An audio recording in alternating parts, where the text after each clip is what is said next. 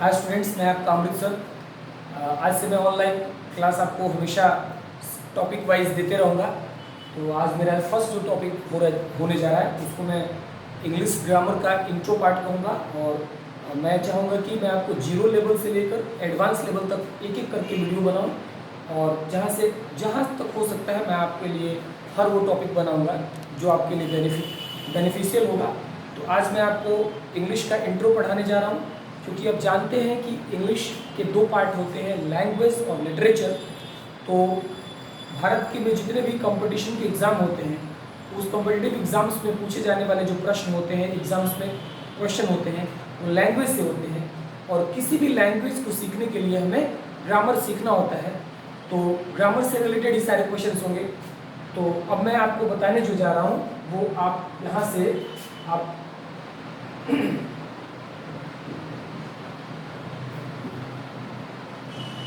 English, कोई आपसे पूछे कि इंग्लिश क्या होता है तो आप इजीली उनको बताइएगा यह एक लैंग्वेज है। क्या है? यह एक लैंग्वेज है। और किसी भी लैंग्वेज को सीखने के लिए हमें ग्रामर सीखना होता है। तो लैंग्वेज सीखने के लिए हमें ग्रामर की रिक्वायरमेंट पड़ती है। तो भाई आपसे कोई पूछे कि ग्रामर होता क्या है, यदि आप ग्रामर के डेफिनेशन को ठीक से समझ गए तो समझ लेना कि पूरा ग्रामर का मतलब डीप डिटेल्स उसी में है। उसके डेफिनेशन बस समझने की समझ जाएंगे फिर उसका। और मैं तो कह ही रहा हूँ कि मैं जीरो लेवल से लेकर के एडवांस लेवल तक आपको पढ़ाऊंगा। ठीक है ना? जीरो लेवल से एडवांस लेवल तक पढ़ाऊंगा। सो अभी मैं आपको जो बता रहा हूँ ग्रामर किसे कहते हैं, तो यह हमें बताता है, यानी इट टीचेज अस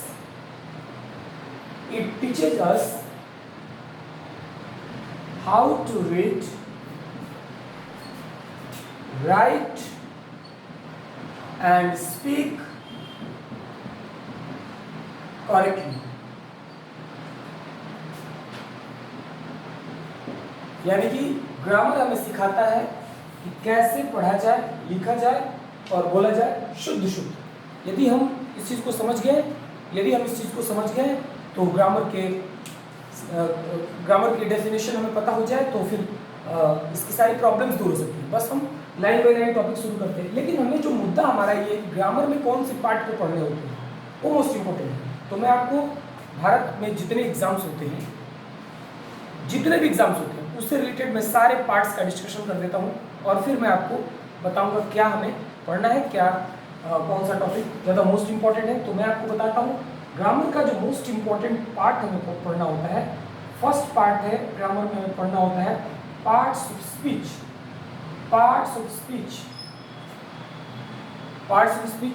अब बताइए पार्ट्स ऑफ स्पीच कितने होते हैं?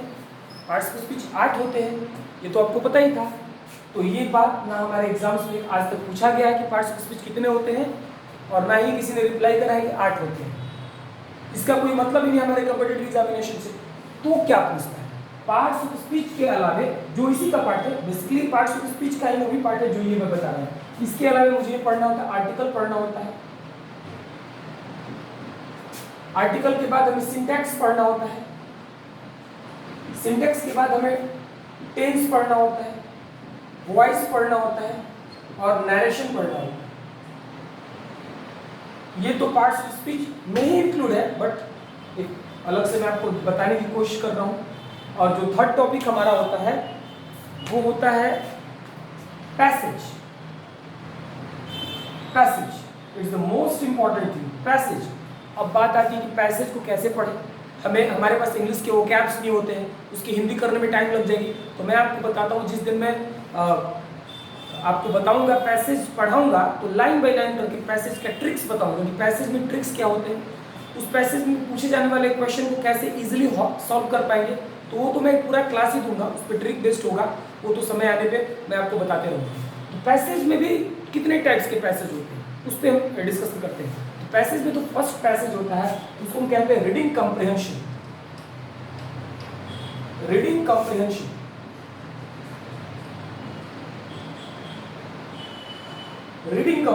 ये फर्स्ट पैसेज होता है। जैसा कि एक कुछ इन्फॉर्मेशन दिया रहता है, कुछ इन्फॉर्मेशन दिया रहता है, ठीक है, और इसी से रिलेटेड हमें क्वेश्चन दिए रहते हैं, ऑप्शन दिया रहता है, और हमें इस क्वेश्चन से कैसे इजीली हम फाइंड करेंगे उस ऑप्शन से, ये हम ट्रिक बेस्ड पे हम समझाएंगे आपको। अभी मैं उसके डिटेल में नहीं जाना चाहता हूँ, तो मैं आपको इस टाइम में सारा इन्फॉर्मेशन देते रहूँगा टाइम टू टाइम। अब नाउ मैं आपको जो बता रहा हूँ, सेकेंड जो पैसेज का पार्ट होता है उसको हम कहते हैं क्लोज टेस्ट। और ये भी कुछ रीडिंग कॉम्प्रिहेंशन से मिलता जुलता होता है, बट इसका रूप ऐसा होता है, इसमें कुछ इन्फॉर्मेशन दिए रहते हैं और उस जगह के बाद एक ब्लैंक्स होता है, फिर कुछ दिया रहता है, फिर ब्लैंक्स होता है, लेकिन इसी से रिलेटेड ऑप्शन दिए रहते हैं। ऑप्शन से हमें पता करना पड़ता है कि इस ब्लैंक में एग्जैक्ट क्या फिल करेंगे। तो उसको फिल करने के लिए हम इजीली, मैं आपको बता रहा हूँ, पार्ट्स ऑफ स्पीच के जो 8 काइंड्स है उसके सेंटेंस में प्लेस वैल्यू क्या होती है, यदि हम प्लेस वैल्यू को इजीली फाइंड कर पाए तो क्लोज टेस्ट हो, सेंटेंस रीअरेंजमेंट हो, पैराजम्बल जिसको कहते हैं, सारी प्रॉब्लम्स दूर हो जाएंगी। बस पार्ट्स ऑफ स्पीच के सेंटेंस में प्लेस वैल्यू क्या होता है, नाउन की जगह क्या है, प्रोनाउन की जगह क्या है, एडजेक्टिव की जगह क्या है, एडवर्ब की जगह क्या है, ये सब यदि हमें पता हो जाए तो एग्जैक्टली हम क्लोज टेस्ट को इजीली सॉल्व कर पाएंगे। तो ये तो हमारा हुआ cloze test. And third one is, उसको हम कहते हैं PQRS के नाम से जानते हैं, PQRS लोग, लेकिन उसको पैराजम्बल कहते हैं, उसको सेंटेंस रीअरेंजमेंट कहते हैं। तो ये तो हमारा हुआ पैसेज। जो third one is the most important,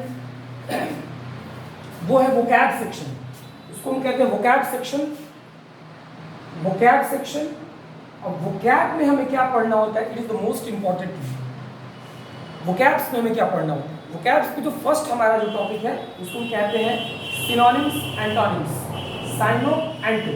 cyano it means जो वर्ड्स पूछे जाते हैं उसके ठीक सिमिलर क्या होते हैं, ऑप्शन दिए रहते हैं, उसमें भी ट्रिक्स है, उसको ट्रिक से पढ़ेंगे। एंटो यानी कि उसके अपोजिट क्या होता है, उसमें भी ट्रिक्स है। यदि हमें उसका मीनिंग ना पता हो, हम स्कूटनी मेथड से आपको सिनोनिम्स एंटोनिम्स करना सिखाएंगे।